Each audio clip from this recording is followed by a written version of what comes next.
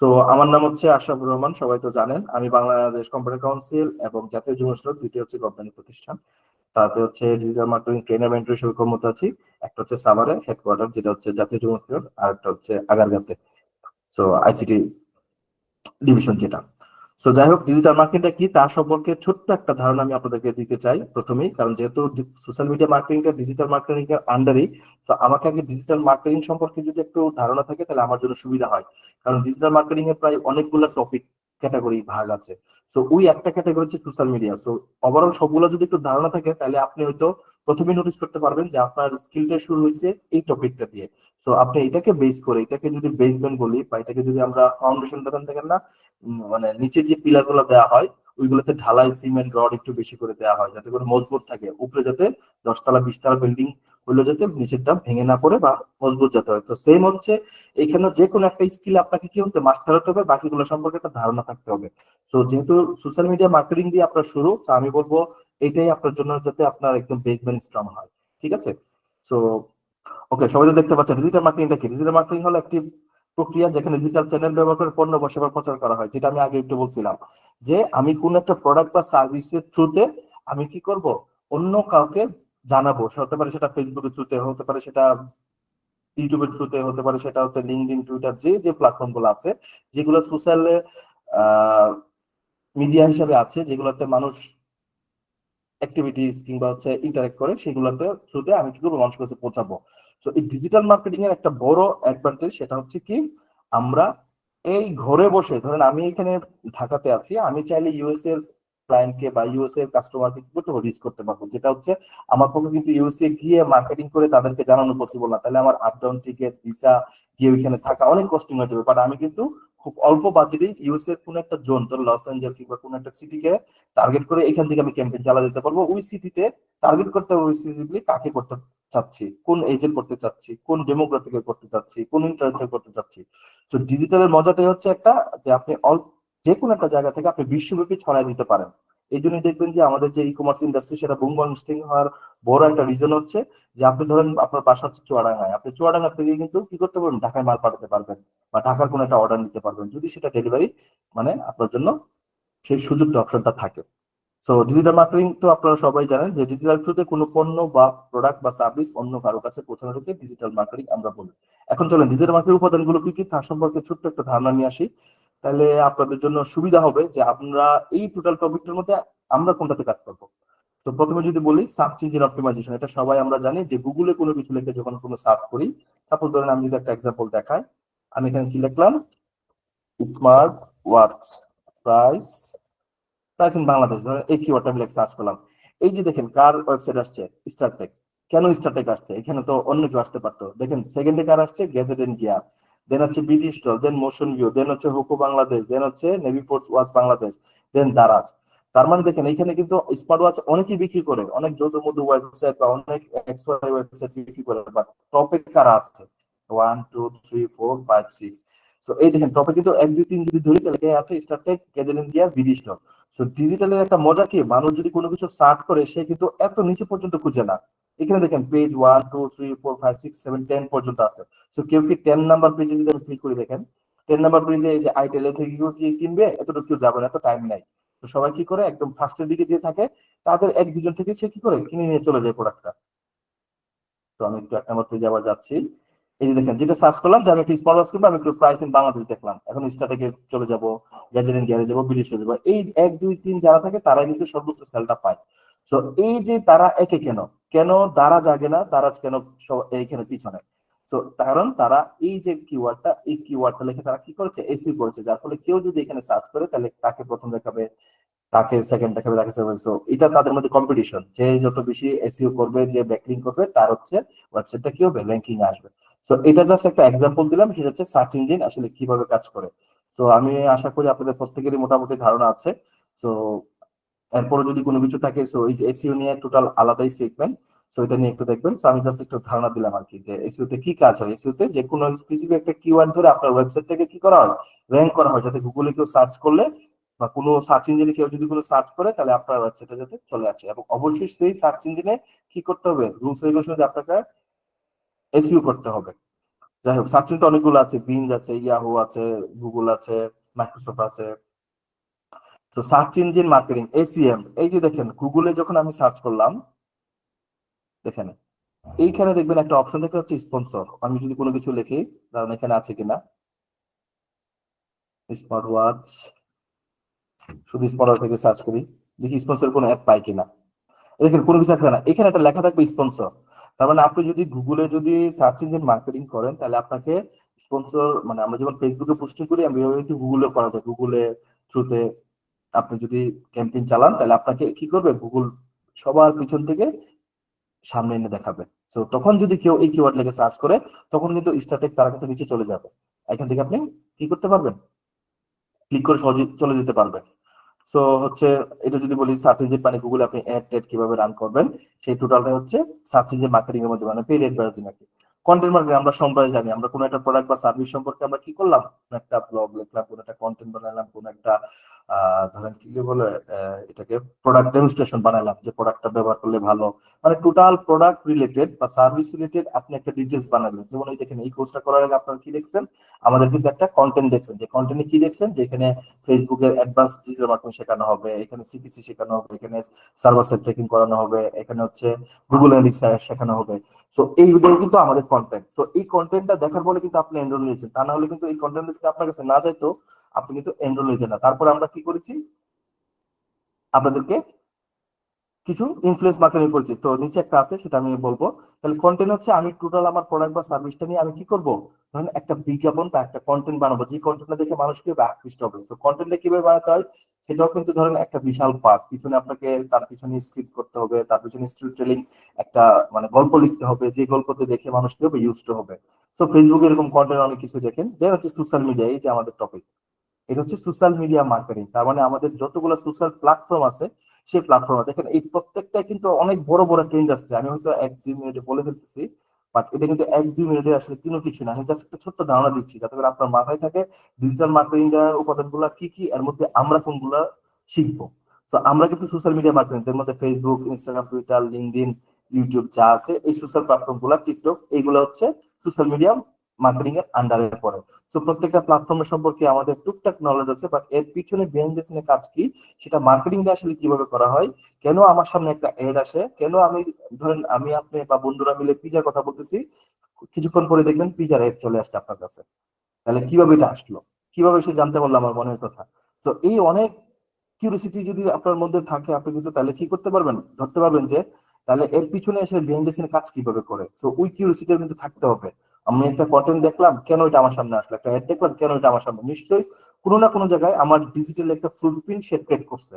আমি কোনো না কোনো সময় একটা ইন্টারেস্ট দেখাইছি, হয়তো মুখে বলছি, কিংবা হচ্ছে আমি কোনো জায়গায় স্ক্রল করছি বা কোনো জায়গায় ক্লিক করছি, এটা সেটা হয়তো আমার মনে নাই, বাট সে কিন্তু সেটাকে ট্র্যাক করে রেখে দিছে, যে এই কাস্টমার, এই ভিউয়ার, সে কি করছিল, একবার আমার এখানে স্ক্রল করছিল। তো সোশ্যাল মিডিয়ার আমরা ইনশাল্লাহ ফেসবুক যেগুলো আছে, সোশ্যাল প্ল্যাটফর্ম যেগুলো আছে, সবগুলো ইনশাল্লাহ দেখবো। এটা নিয়ে আর একটু বেশি না বললাম, যেহেতু এটা নিয়ে আমরা ক্লাস করবো। দেন ইমেল মার্কেটিং, আমরা প্রত্যেকে জানি ইমেল হচ্ছে, আমরা যে ইমেলটা করি সেটা হচ্ছে ইনবক্সে গিয়ে একটা ড্রাফট লিখে সেন্ড করে দিই, সেটা হচ্ছে কমিউনিকেশন। বাট মার্কেটিং এর জন্য কিন্তু একটা ইমেল আছে। সো মার্কেটিং ইমেলটা কি, সেটা দেখি আমার এখানে জিমেলে যদি যাই,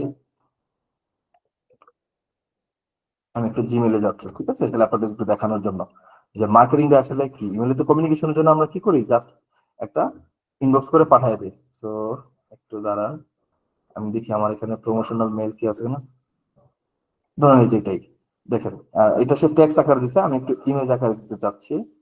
তো দেখি আমার এখানে প্রমোশন, যদিও অনেকগুলো ডেমো করা আমার, এই দেখেন ক্লাবিও, এই দেখেন এটা কিন্তু মার্কেটিং। আমি জাস্ট ক্লাবিও দেখাচ্ছি, বাট এটা যদি দারাজের ক্ষেত্রে হইতো, তাহলে অনেকগুলো প্রোডাক্ট থাকতো। দেখেন সে সুন্দর করে একটা ট্যাগ দিয়ে দিচ্ছে, এখানে দেখেন তার resource, help centre, blog, product.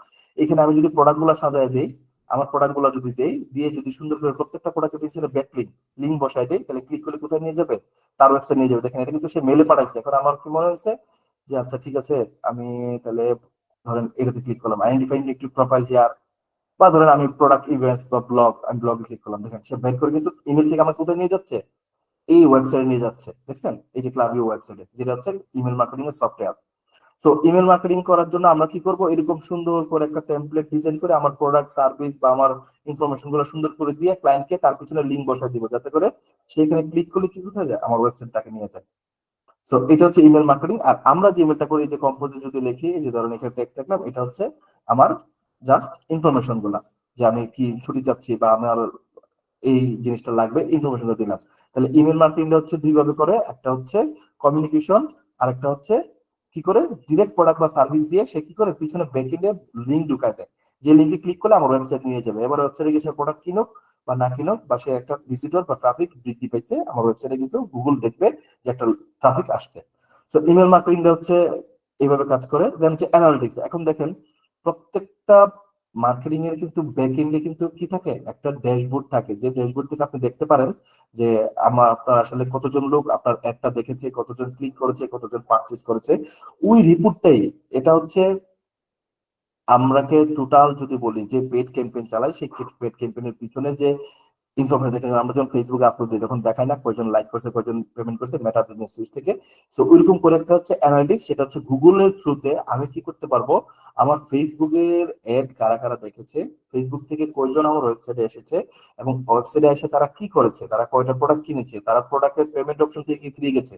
So এই টোটাল যে জিনিসটা জার্নিটা, সেই জার্নিটাকে আমরা অ্যানালিটিক্স রিপোর্টের থ্রুতে দেখতে পাবো। তার মানে অ্যানালিটিক্স পার্টটা হচ্ছে রিপোর্টিং অপশন, যে রিপোর্ট থেকে আমি কি করতে পারবো, ডাটা ড্রিভেন ডিসিশন নিতে পারবো। ধরেন আমি একটা ক্যাম্পেইন চালাইলাম, 1 লক্ষ লোক ভিজিট করছে, আমার প্রোডাক্ট কেনা হয়েছে মাত্র 100টা, তাহলে আমার ক্যাম্পেইনটা কি সফল না বিফল? তো ধরেন ক্যাম্পেইনটা আমার 100 লোক প্রোডাক্ট কেনা মানে 1 লক্ষ লোক ভিজিট খুবই কম। যদি 1000, 5000 বা 10,000 লোক কিন্তু, তাহলে কিন্তু বোঝা যেত যে না, আমার মোটামুটি একটা সেল ভালো আসছে।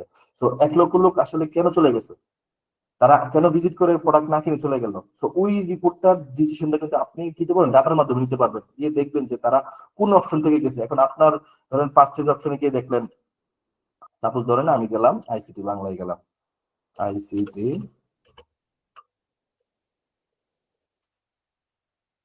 ঠিক আছে, গেলাম আমি আইসিটি বাংলায়। ধরেন এখান থেকে হচ্ছে আপনি যে কোনো একটা কোর্স কিনবেন বা কোনো একটা প্রোডাক্ট কিনবেন, হোয়াট এভার। তো দেখি এখানে হচ্ছে, এই যে দেখেন যেখান থেকে যে কোনো একটা কোর্স কিনবেন। এখন এই যে আমি কি করলাম, ট্রাফিক বুস্ট করে কিন্তু আমার এই যে আইসিটি বাংলা বুস্ট করে আপনাদের নিয়ে আসছি। এখন আসার পর এই দেখেন এইখানে কয়জন ক্লিক করছে, আসছে। এখানে আসার পর দেখেন আমরা একটু ইন্ট্রোডাকশন দিলাম, দেন কেন করবেন এই সবগুলো আপনি দেখার পর এখন আপনি কি করলেন, প্রোডাক্টটা কিনতে ইচ্ছুক। কিন্তু যখন আপনি কিনতে ইচ্ছুক, তখন কি করলেন, এনরোল করুন, এখানে ক্লিক করেছেন কিন্তু লিঙ্কটা কাজ করতেছে না। তাহলে এই একটুকু লোক আসার পর কিন্তু এখানে এসে ক্লিক করতেছেন, কিন্তু কাজ করতেছে না, কাজ করতেছে না। এই যে এইটা আসতেছে বা এটা ঠিক মতো ফর্ম ফিল আপ করে যাচ্ছে না, তখন কিন্তু এইখানে বাধা খাচ্ছে। তার মানে বোঝা যাচ্ছে কাস্টমার যখন প্রোডাক্ট পারচেজ করতে এনরোলে ক্লিক করতে, তখন কিন্তু সে বাধা খাচ্ছে। সো বাধা খাওয়ার কারণে কি হচ্ছে, আপনার কিন্তু কাস্টমার ফিরে যাবে, কারণ তার তো টাইম নেই, সে হয়তো 5-10 সেকেন্ডের মধ্যে ডিসিশন নিয়ে নেবে, না কেউ ওয়েবসাইটে ঠিক নেই কি সার্ভিস কিনবো। সো ওই জিনিসটাই যাতে না হয়, সেটাই হচ্ছে কি আমার এখান থেকে হচ্ছে অ্যানালিস্ট থেকে আমি আমার ডাটার ডিসিশন নিতে পারবো, যে আমার ওয়েবসাইটটা ঠিকঠাক মতো আছে কিনা, আমার সবকিছু অ্যাপ্রোপ্রিয়েট আছে কিনা, বা কাস্টমার কেন ফিরে যাচ্ছে। তো ওই ডিসিশনটা হচ্ছে ডাটা লেভেল ডিসিশন আমি নিতে পারবো এখান থেকে। দেন ইনফ্লুয়েন্সার, আপনারা অবশ্যই দেখছেন আমরা কিছু ইনফ্লুয়েন্সার দিয়ে কি করেছি, ক্যাম্পেইন করেছি। তো ইনফ্লুয়েন্সার অবশ্যই আপনারা জানেন, কোন একটা সেলিব্রিটি পার্সন দিয়ে আপনি আপনার ব্র্যান্ডটাকে কি করবেন, এন্ডোর্স করাবেন বা হচ্ছে প্রমোট করাবেন। কেউ এসে বললো যে অমুক ড্রেস অনেক ভালো, এটা কিনে নিন, এটা ডিসকাউন্ট। দেখেন না লাইভে অনেক ব্র্যান্ড প্রমোটাররা এখন প্রচুর ভিউয়ার পাচ্ছে। তার মানে হচ্ছে লাইভে কিন্তু তাদের ভালো একটা প্রেজেন্স আছে, তারা যে প্রোডাক্ট নিয়ে লাইভ করে মানুষ কিন্তু বিশ্বাস করে কিনে। তো সেলিব্রিটি কোন একটা পার্সন দিয়ে আপনি কি করলেন, ইনফ্লুয়েন্সার মার্কেটিং করলেন, তারা এসে বললো তার প্রোডাক্ট অনেক ভালো, আপনারা নেন, আমি ব্যবহার করতেছি। সো এটা সম্পর্কে মোটামুটি আমাদের সবারই ধারণা আছে। ইনফ্লুয়েন্সারের মধ্যে, সেলিব্রিটির মধ্যে টপ, মিডল, হাই অনেকেই আছে। সো যার যেমন বাজেট সে অনুযায়ী হচ্ছে ইনফ্লুয়েন্সার হায়ার করে, তাকে দিয়ে আপনি একটা কন্টেন্ট বানিয়ে সেটা কি করবেন, প্রমোট করবেন। এটা হচ্ছে ওয়েবসাইট এবং ল্যান্ডিং পেজ। এই যে একটু আগে যেটা দেখালাম, যে আইসিটি বাংলার যে পেজটা, এই যে ধরেন আমরা যেটাতে গেলাম, বা হচ্ছে আমি দারাজে যদি যাই, ঠিক আছে, daraz.com.bd,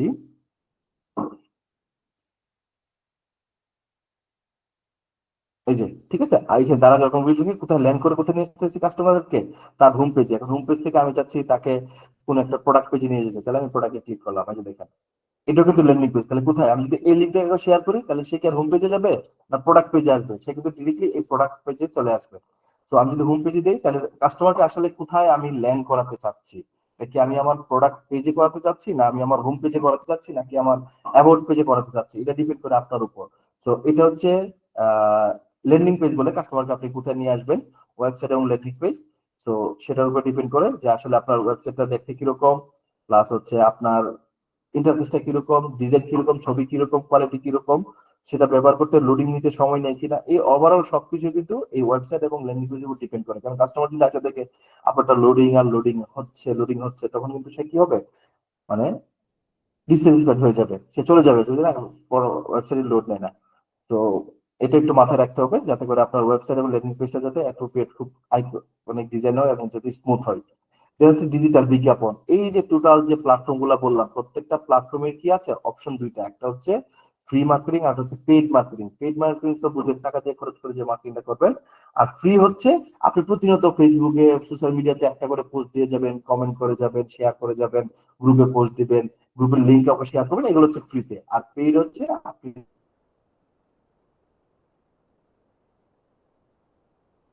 তাদেরকে টাকা দিবেন, বিনিময়ে আপনি করবেন, তারা আপনাকে করবে ওই সব টার্গেট স্পেসিফিক রয়েছে, তাদের কাছে করবে, তাদের আপনাকে করবে, বিজ্ঞাপন দেখাবে। তাহলে পেইড যত অ্যাডভার্টাইজিং আছে এটাকে হচ্ছে ডিজিটাল বিজ্ঞাপন আমরা বলে থাকি। তাহলে ডিজিটালের উপাদানগুলো তো একটু একটু আইডিয়া হয়েছে আপনাদের, যে টোটাল অনেকগুলো উপাদান, এর মধ্যে থেকে আমরা যেটা করবো সেটা হচ্ছে social media marketing. So social media marketing জন্য আমার প্রথমেই যেটা করতে হবে, আমাকে একটা মার্কেটিং ফানেল সম্পর্কে ধারণা থাকতে হবে। তো মার্কেটিং ফানেলটা আসলে কি, একটা কোশ্চেন আপনাদের থাকতে পারে।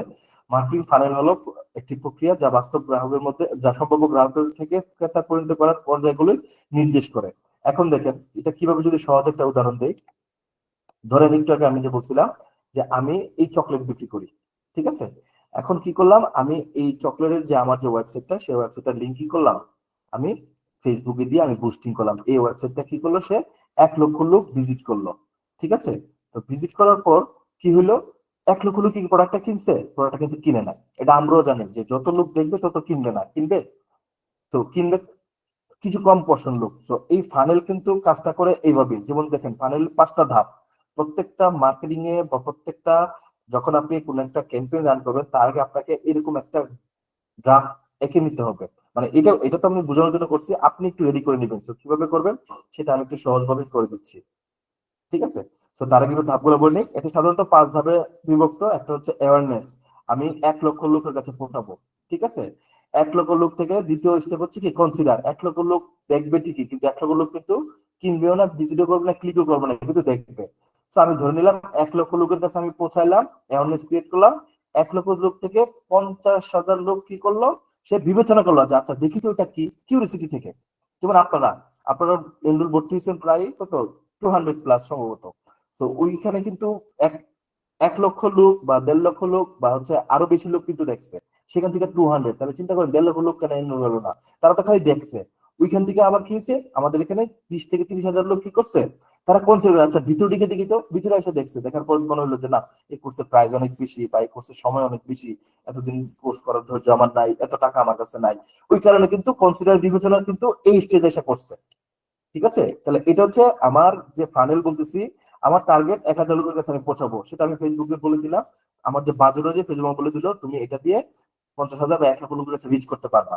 এখন 1 লক্ষ লোকের কাছে রিচ করলে কি আমার সাকসেস? আমার কিন্তু সাকসেস না, এটা হচ্ছে আমার প্রথম স্টেজ। এটাকে বলে টপ অফ দা ফানেল। তার মানে আমার প্রথম ফানেল স্টেজ হচ্ছে আমি কত সংখ্যক লোকের কাছে পৌঁছাবো, এটা বলে মাস মিডিয়া মার্কেটিং বলে যেটাকে। তো আমি কি করলাম, 1 লক্ষ লোকের কাছে পৌঁছালাম। এখন দেখেন 1 লক্ষ লোক থেকে 1 লক্ষ লোক কিন্তু ভিজিট করবে না, বিবেচনায় আমাকে আনবে না। এর মধ্যে 50,000 লোক, 30,000 হতে পারে, 40,000 হতে পারে। দেন কনসিডার করবে যে আচ্ছা ঠিক আছে দেখি তো এটা কি। এটা হচ্ছে মিডল অফ দা ফানেল, এটা একটু মনে রাখবেন। এটাকে টপ অফ দা ফানেল বলে, চাকরির ক্ষেত্রে কিন্তু এটা লাগবে আপনাকে। এই মার্কেটিং সিরিজে অবশ্যই আপনাকে একটা ফানেল প্ল্যানিং করে দিতে হবে। তো আমি একটু বলে নিচ্ছি, তারপরে আমরা একটা তৈরি করবো যে কিভাবে করব। দেন হচ্ছে এটাকে কনসিডারেশন, বিবেচনা নিয়ে আসবে 50,000 লোক, এটা হচ্ছে middle of the funnel, MOF হচ্ছে মিডল অফ দা ফানেল, ঠিক আছে। দেন হচ্ছে 50,000 লোক কি কি, তারা কি করছে, দেখতে আসছে কিউরিসিটি থেকে। তারা কিন্তু 50 লোকে আমার প্রোডাক্টটা কিনবে না, আমার সার্ভিসটা কিনবে না। তো তারা কি করছে, 50 লোক দেখে আসার পর কিনছে, কনভার্সন 50 দেখে মধ্যে 25,000 লোক বলতেছে যে না ভাই রে, ভালোই তো, এই কোর্সে আমি এত কিছু পাচ্ছি, বেসিক থেকে অ্যাডভান্স, আমি তাহলে ভর্তি হয়ে যাই, না আমার এটা করা দরকার। তাহলে কি হলো, তারা 50,000 লোক দেখেন, প্রথমে 1 লক্ষ লোকের কাছে পৌঁছাইছি এই স্টেজে। দেন হচ্ছে 50,000 লোক কি করছে, কনসিডার করছে, আচ্ছা ভিতরে ঢুকি তো দেখি তো কি আছে। কনসিডার করছে যে আচ্ছা দেখে নেই, তারপরে পরে কিনলে কিনবো, না কিনলে নাই। এই 50,000 লোকের থেকে আবার কি করছে, 25,000 লোক বলছে যে না ভালোই তো, কিনি। তার মানে দেখেন 1 লক্ষ লোকের থেকে আমার 75,000 কিন্তু বাদ, তারা কোনো গোনাতেই না, তারা আস্তে আস্তে দেখে নেরো হচ্ছে কিন্তু। আমার এটা দেওয়ার উদ্দেশ্য, এই কার্ডটা দেওয়ার উদ্দেশ্য হচ্ছে কি, যে প্রথমে অনেক লোক দেখবেন এখানে, ইয়েলোটা অনেক বড়, এরপর দেখেন কনসিডারেশন এটা আরেকটু ছোট হয়ে গেছে, কনভার্সন তার মানে এই দেখেন 75,000 কিন্তু এখানেই নাই। তাহলে 25,000 লোক কি করছে, কনভার্সন মানে কনভার্ট হয়েছে, যে তারা দেখতে আইসা তারা কি কইছে, তারা নিছে প্রোডাক্টটা। 25,000 লোক ধরেন আমার কোর্সটা এনরোল করছে, তাহলে কি হলো, এই কনভার্সনে কিন্তু অনেক ফিল্টার হয়ে কমে গেছে। এখন দেখেন আরো ফিল্টার অপশন আছে, দুইটা ফিল্টার। একটা হচ্ছে কি লয়ালটি। এখন 25,000 নিচে নেওয়ার পর অনেকেই মনে করবে যে না ভালো লাগে না, অনেকে কি করবে যে না এটা ঠকে গেছি নিয়ে। তো এইভাবে কিন্তু 25,000 লোকই কিন্তু আপনার কি থাকবে, লয়াল থাকবে না। তারা লয়াল হবে ওইখান থেকে মাত্র 5,000 লোক। ঠিক আছে, তার মানে দেখেন আপনি ফিল্টার 1 লক্ষ লোকের কাছে পৌঁছাছিলেন, কনসিডারেশন করছে 50,000 লোক যে দেখতে আসছে, দেখতে এসে আপনার প্রোডাক্ট কিনছে কয়জন লোক, ধরেন 25,000 লোক। 25,000 লোক প্রোডাক্ট ঠিকই কিনছে, কিন্তু 25,000 আপনার প্রতি কি আমরা যেমন সবাই 100% কি স্যাটিসফাই করতে পারি, পারি না। কিন্তু কিছু কাস্টমার থাকে যাদের কমপ্লেন থাকে, কিছু কাস্টমার থাকে যাদের অবজেকশন থাকে। তো আমরা কি করলাম, এই 25,000 থেকে মাত্র 5,000 পাইলাম যারা হচ্ছে লয়াল, রেগুলার আমার থেকে মোটামুটি কেনাকাটা শুরু করছে বা শুরু করে। তো এই 5,000 লোক কিন্তু আমার আলটিমেটলি কি আমার গ্রাহক। বাকি যে 75,000 লোক তারা কিন্তু কি হবে, আমার গ্রাহক না। কেউ হয়তো একবার কিনে চলে গেছে আর কিনবে না, কেউ হয়তো দেখতে আসছে চলে গেছে, কেউ হয়তো শুধু দেখেই চলে গেছে। তো এই টোটাল যে জিনিসটা সেটা দেখেন আস্তে আস্তে ফিল্টার হয়ে যাচ্ছে। তাহলে 5,000 লোক আমি রেগুলার পাইলাম, যারা হচ্ছে আমার কি রেগুলার কাস্টমার, টুকটাক কেনাকাটা করে। এখন দেখেন এই লয়্যালটি বলে হচ্ছে কি জিনিসটা আমার বিশ্বস্ততা। তার মানে এই 5,000 লোক হচ্ছে আপনার বিশ্বস্ত ক্লায়েন্ট, বিশ্বস্ত কাস্টমার। তার মানে দেখেন এটা হচ্ছে বটম অফ দা ফানেল, একদম ফানেলের শেষ অংশে। তার মানে প্রথম স্টেজ, দ্বিতীয় স্টেজ, তৃতীয় স্টেজ। তৃতীয় স্টেজে আসার পর আপনি যাদেরকে পাবেন তারা হচ্ছে কি আপনার আলটিমেটলি হচ্ছে কি লয়াল কাস্টমার, যারা রেগুলার আপনার ট্রাস্ট করে কিনে সার্ভিস নেয় বা প্রোডাক্ট নেয়, তারা হচ্ছে আপনার লয়াল কাস্টমার। সো আপনার কিন্তু মাথায় রাখতে হবে এই লয়াল কাস্টমারদের কি আপনি পৌঁছাবেন অনেকের কাছে, ওইখান থেকে ফিল্টার হয়ে আস্তে আস্তে ছেকে বেঁকে বাছাই করে আসতে আসতে এরকম। সাপোজ যদি আপনি চিন্তা করেন, আমরা যখন কোনো সবজি ক্ষেত থেকে সবজি আনি, প্রথমে কি হয়, পোকামাকড় সবজিগুলো কিন্তু বাছাই করে কৃষক রেখে দেয়। এরপরে সেটা আবার গুডাউনে চলে আসে, গুডাউন থেকে আবার বাছাই করে কি করে লোকাল বাজারে ছাড়ে, বাজারের যে দোকানদার সে আবার বাছাই করে কি করে আপনাকে একদম ফ্রেশটা দেয়।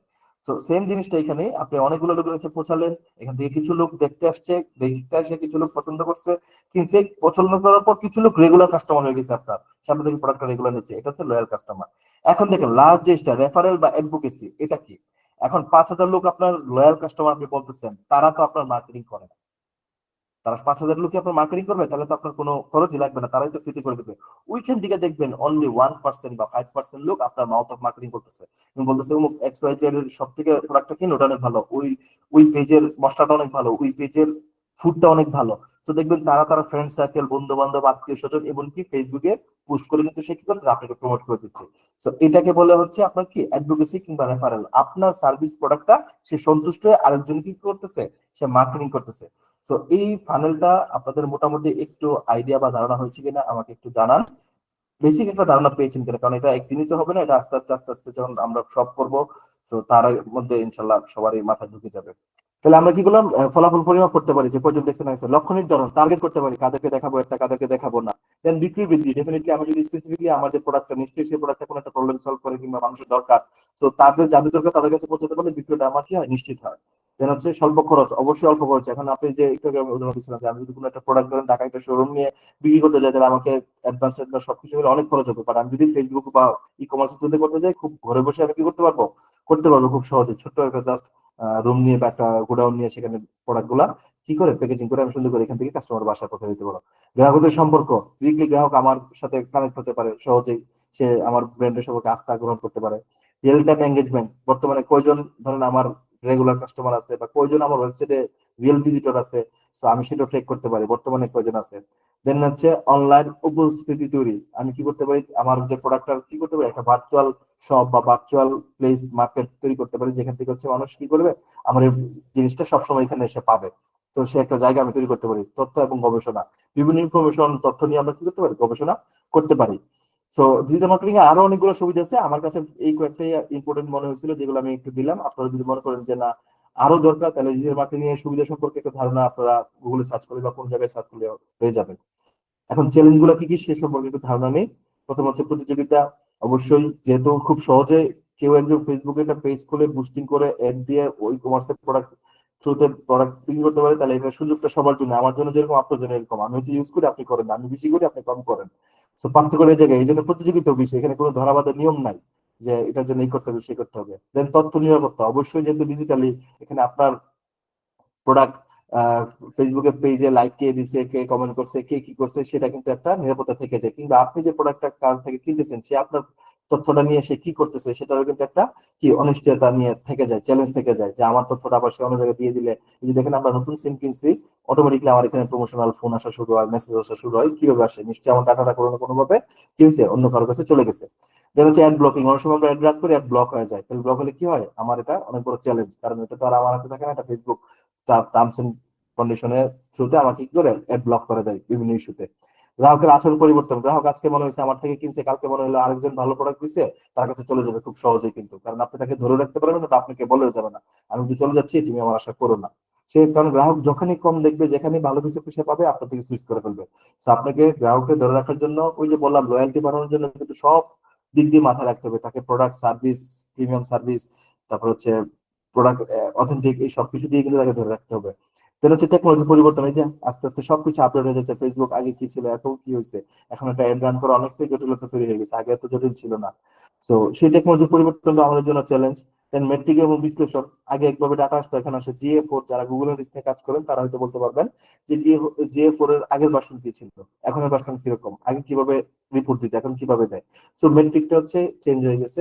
সোশ্যাল মিডিয়ার সমস্যা। এই যে বিভিন্ন সমস্যা থাকে না সোশ্যাল মিডিয়াতে, যেমন কান্ট্রি ওয়াইজ কিছু ব্লক থাকে, যেমন আপনি চাইলেই বাইরের সব দেশে সোশ্যাল মিডিয়া প্ল্যাটফর্ম ইউজ করতে পারবেন না, কোনো জায়গায় হোয়াটসঅ্যাপ ইউজ করতে পারবেন না, কোনো জায়গায় ইনস্টাগ্রাম করতে পারবেন না, কোনো জায়গায় টুইটার করতে পারবেন না। তো কিছু প্রতিবন্ধকতা থাকে। এখন ধরেন আপনার ওই কান্ট্রিতে আপনি বিজনেস করতে যাচ্ছেন সোশ্যাল মিডিয়া থ্রুতে, সোশ্যাল মিডিয়া এখানে চলেই না, তাহলে কি ওটা নিয়ে করা যায়? করা যাবে না। তো সোশ্যাল মিডিয়ার অনেক সমস্যা থাকে, সেটা হচ্ছে ধরেন হ্যাক হয়ে যায়, চুরি হয়ে যায়, তারপর হচ্ছে ধরেন এখন ইয়া হয়ে যায়, ব্লক হয়ে যায়, এগুলো থাকে। তো বাজেটের সীমাবদ্ধতা অবশ্যই এখানে, অনেকের আমাদের বাজেট কম থাকে, যেহেতু অনলাইনে আমাদের মানে উদ্যোক্তা এখানে ম্যাক্সিমাম একদম ছোট লেভেল থেকে বেশি থাকে। তো ছোট লেভেলে তাদের বাজেট সীমাবদ্ধতার কারণে তারা চাইলেই বড় ক্যাম্পেইন পারে না, কিংবা তারা যে প্রোডাক্টটা বেচছে সেটা হয়তো অনেক বড় জায়ান্ট কোম্পানি। ধরেন আপনি ধরেন জুতা বিক্রি করেন, সাপোজ আপনি লেদার আইটেম নিয়ে কাজ করেন, কিন্তু এখন বাংলাদেশের জায়ান্ট জুতা কোম্পানি কারা? বাটা আছে, এপেক্স আছে। এখন তাদের সাথে বাজেট কি আপনার মিলবে? মিলবে না। তারা যে ক্যাম্পেইন চালাবে প্রতি মাসে 10 লাখ 15 লাখ টাকা, আর আপনি ক্যাম্পেইন চালাবেন সর্বোচ্চ 10,000 15,000 বা 20,000 টাকা, বা ভালো দিক হলে আপনি 1 লাখ টাকা চালাবেন। তো ওই তাদের সাথে কিন্তু ফাইট করে পারবেন না, কারণ তারা 10 লাখ টাকা দিয়ে যতগুলো লোকের কাছে পৌঁছাবে, আপনি তো আর 10,000 টাকা দিয়ে তত লোকের কাছে পৌঁছাতে পারবেন না। তো বাজেটের একটা প্রবলেম থাকে। আমরা যার যার যে বাজেট সেই অনুযায়ী মন্তব্যতা থাকে এখানে। ঠিক আছে ভাই, ক্লাস কি 8:30 থেকে শুরু করা যায়? এটা একটু ইয়াবের সাথে কথা বলেন, ঠিক আছে? আমার মনে হয় আরেকটা পেজ আছে এই কারণে। তো এগুলো নিয়ে একটু কথা বলবো, ঠিক আছে? আমি একটু শেষ করে দিচ্ছি, আজকে আর বেশি বকবক করবো না, যেহেতু একেবারেই মানে প্রথম ক্লাস, জাস্ট একটু ধারণা দিয়েছি। দেন ফলস্বরূপ পরিবর্তন, অবশ্যই পরিবর্তন হয়ে যায়, চেঞ্জ। আজকে যা আছে কালকে আবার চেঞ্জ। আজকে এক ট্রেন্ড চলতেছে, দেখবেন কালকে আপনার প্রোডাক্ট কিনেই না মানুষ। তো আপনাকেও ট্রেন্ডের সাথে পরিবর্তন হতে হবে, এবং এই ট্রেন্ডটা যদি না ধরে রাখেন সেটা একটা চ্যালেঞ্জ। নিয়ম ও নীতিমালা, ওই যে অনেক নিয়ম নীতিমালা তৈরি হয়, যে নিয়ম নীতিমালা না মানলে, যেমন ফেসবুকের ব্লু পেজ আগে এমনি পাওয়া যেত, এখন টাকা দিয়ে নিতে হয়। প্রতি মাসে 1250 টাকা পেমেন্ট করুন, ব্লু পেজ থাকবে আপনার। তো এই কিছু নীতি নীতিমালা, সেটা হচ্ছে আপনাকে চ্যালেঞ্জিং এ সবসময় মাথায় রাখতে হবে, এই চ্যালেঞ্জ নিয়ে আপনাকে আগাতে হবে। এখন আসি লাস্ট যে পার্ট। সো লাস্ট পার্টটা হচ্ছে ডিজিটাল মার্কেটিং এর ভূমিকা কি। দেখেন, আপনি এই যে ধরেন আমরা যে কতগুলো বললাম, প্রথমেই কাকে বললাম যে আপনি যে ডিজিটাল মার্কেটিং শিখেন, এর মধ্যে এই টপিক গুলো যদি শিখেন, আপনি আসলে কি করতে পারবেন। এখন এই টপিকের মধ্যে যেহেতু এই কোর্সটা সবাই করবেন, সোশ্যাল মিডিয়া মার্কেটিং এখন করতেছেন, আমি ধরে নিবো যাতে এই কোর্সটাই যাতে আপনার গেম চেঞ্জ হয়ে যায়। ঠিক আছে? আপনি আপনার ব্যবসার ক্ষেত্রে হোক, আপনি আপনার জবের ক্ষেত্রে হোক, আপনি আপনার মানে চাকরির ক্ষেত্রে হোক, কিংবা আপনি ফ্রিল্যান্সার জীবনে হোক, এই সার্ভিসটা যদি আপনি ফ্রিল্যান্সার হিসেবে বিক্রি করেন, মার্কেট প্লেস থেকে টাকা ইনকাম করতে পারবেন। এইটা শিখে যদি আপনি একটা ব্যবসা দাঁড় করান, তাহলে আপনার ব্যবসায় কি হতে পারবেন? অন্য উপর নির্ভরশীল থাকবেন না, নিজের উপরে নির্ভরশীল থাকলেন। এটা দিয়ে যদি আপনি একটা স্কিল নেন, যে আপনি কোনো একটা ব্র্যান্ডে বা কোনো একটা জব করলেন, সেই জবের ওই ব্র্যান্ডের প্রোডাক্টের কাজে কিন্তু আপনার উপর দায়িত্ব থাকবে, যে আপনি এটাকে কিভাবে মানুষের কাছে পৌঁছাবেন। তো সেটাও করতে পারেন। তো এই জিনিসগুলো হচ্ছে আমি এখানে দেখাইছি, যে কেরিয়ার উন্নয়ন করতে পারবেন ডেফিনেটলি। আপনার যদি স্কিল থাকে, সেই স্কিলটা আপনি কোথাও কোথাও কাজে লাগাতে পারবেন। স্বনির্ভর উদ্যোক্তা বা ব্যবসা শুরু, অবশ্যই আপনি একটা ব্যবসা শুরু করে দিতে পারেন। আপনার যদি ফেসবুক, আপনি সবাই একটা ভালো দামে দেখবেন, বাংলাদেশ সবচেয়ে বড় উর্বর যদি বলেন প্ল্যাটফর্ম, সেটা হচ্ছে ফেসবুক। কারণ ফেসবুক আইডি নাই এমন কারো লোক নাই। আর সবচেয়ে বড় কোয়ালিটিফুল প্ল্যাটফর্ম হচ্ছে কি? লিঙ্কডইন, আপনি জানেন। সো আপনার প্রোডাক্টটা, আপনার কাস্টমাররা আসলে কোথায় আছে সেটা আপনাকে ডিসিশন নিতে হবে। আপনার কাস্টমার কি ফেসবুকে বেশি আছে, না লিঙ্কডইনে বেশি থাকে? আপনার কাস্টমার কি টুইটারে থাকে, না ইনস্টাগ্রামে থাকে? আপনার কাস্টমার কি হোয়াটসঅ্যাপ চালায়, কি চালায় না? তো ওইভাবে কিন্তু একটা মার্কেট রিসার্চ করতে হয়। দেন হচ্ছে ফ্রিল্যান্সার কাজের সুযোগ, অবশ্যই যদি স্কিল থাকে আপনার, সেটা আপনি ফ্রিল্যান্সার হিসেবে সেল করতে পারেন। যেমন আমরা জানি এই একটা বড় মার্কেট প্লেস হচ্ছে ফাইবার প্ল্যাটফর্ম, ঠিক আছে। ফাইবার লিখে সার্চ করলাম।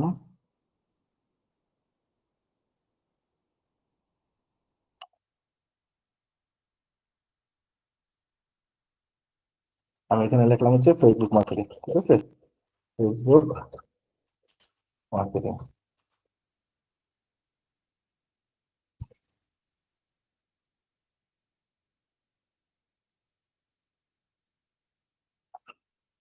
একটা ডেমো স্ক্রিন থেকে দেখাছিলাম অ্যাকাউন্টটা, ফেসবুক মার্কেটিং।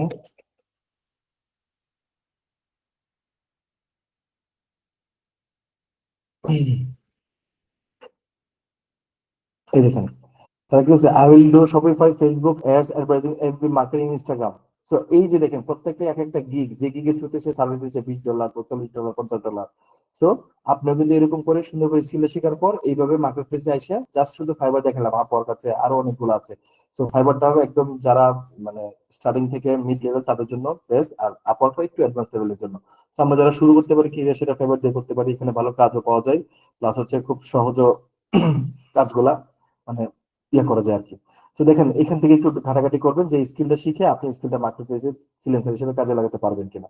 সো গেল। দেন হচ্ছে ব্যক্তিগত ব্র্যান্ডিং। আপনি কোনো কিছু করলেন না যে না আপনি একটা স্কিল শিখে রাখলেন, ভবিষ্যতে যদি কোনো সময় মনে হয় যে না আজকে থেকে 5 বছর 10 বছর পরে আপনি শুরু করবেন, হয়তো তখন অনেক কিছু পরিবর্তন দেখবেন, বাট আপনার একটু ধারণা থাকলো, আপনার একটা ব্যক্তিগত একটা আইডিয়া থাকলো, এবং ব্যক্তিগত নিজের পেজ কিংবা হচ্ছে নিজের ব্র্যান্ডটাকে, নিজের নামটাকে একটু প্রমোট করতে পারবেন সবার কাছে। তো সরি, আমরা প্রত্যেকেই তো কোনো না কোনো দিক দিয়ে কি এক্সপার্ট। কেউ দেখবেন ভালো প্রেজেন্টেশন বানাতে পারে, কেউ ভালো বক্তৃতা দিতে পারে, কেউ ভালো রাইটিং লিখতে পারে, কেউ ভালো ধরেন গান গাইতে পারে। সো ওই যে যে স্কিলটাকে সেটাকে ফুটিয়ে তুলতে পারবেন। সো ফুটিয়ে তোলার জন্য ডিজিটাল মার্কেটিং কিন্তু হচ্ছে সবচেয়ে বড় একটা মাধ্যম, যেটা সহজেই অল্প খরচেই অধিক মানুষের কাছে পৌঁছানো যায়। তো ঠিক আছে, তো আজকে এই পর্যন্তই থাকলো আপনাদের। আপনাদের এখন যে কাজটা আমি দিয়ে দিব, যে আজকে টোটাল একটা ডিজিটাল মার্কেটিং এর ধারণা সম্পর্কে দেখেন, একটা ফানেল কিভাবে কাজ করে সেটা সম্পর্কে দেখেন, একটা গ্রাহক কিভাবে শুরু থেকে একদম শেষ পর্যন্ত আপনার বিশ্বস্ততা অর্জন করে এবং আপনার মার্কেটিংটা সে করে দেয়। তো যতদিন পর্যন্ত সে আপনার মার্কেটিং না করবে, আপনি কিন্তু ততদিন পর্যন্ত সাস্টেনেবিলিটিতে যাবেন না। সাস্টেনেবিলিটি না গেলে কি হবে, আপনি প্রতিনিয়ত বুস্ট করেন, প্রতিনিয়ত সেল আছে, বুস্ট বন্ধ সেলও বন্ধ। তো ওইটার জন্য আপনাকে অবশ্যই সাস্টেনেবিলিটি আসতে হবে। সাস্টেনেবিলিটি আসতে হলে কি করতে হবে, আপনাকে এরকম একটা ফানেল টোটাল ক্রিয়েট করতে হবে, যে আমি যতটুকু কাছে পৌঁছাই আলটিমেটলি আমাকে ফিল্টার করে ছেকে ছেকে এরকম কিছু ভালো লোকদেরকে আমাকে কি করতে হবে, বিশ্বস্ততা অর্জন করতে হবে। তো এটা যদি করেন তাহলে ডেফিনেটলি আপনার বিজনেস ইনশাল্লাহ সাস্টেনেবিলিটির দিকে চলে যাবে। ওকে।